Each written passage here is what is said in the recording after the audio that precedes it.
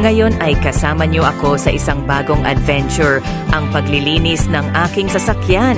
Oo, tama kayo, ang aking kotse ay nangangailangan ng konting pagmamahal at alaga. Kaya't sama-sama tayong maglinis ngayon. Makikita niyo na madumi na ito.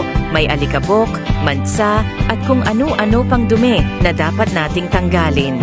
Ito na ang paborito kong bahagi, ang paghuhugas ng kotse.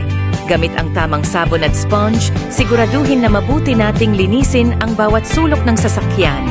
Importante ito hindi lamang para sa kagandahan ng kotse, kundi pati na rin para sa pangangalaga sa pintura nito. At voila! Kitang-kita nyo ba ang pagbabago? Ang ating sasakyan ay ngayon ay mukhang bago na ulit. Sobrang saya at fulfilling ng pakiramdam na makita ang bunga ng ating pagpupunyagi. Maraming salamat sa pag-join sa ating pagsasanay ngayong araw. Sana ay na-enjoy nyo ang ating munting paglilinis ng sasakyan. Kung may mga katanungan kayo o gusto nyong i-share ang inyong sariling tips sa paglilinis, huwag kayong mag-atubiling mag-comment sa ibaba. Hanggang sa susunod na pagkakataon.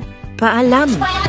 Down the street with your red lips and funky beat, you better hold your head up to the sky. I'm gonna roll with you till the day I die.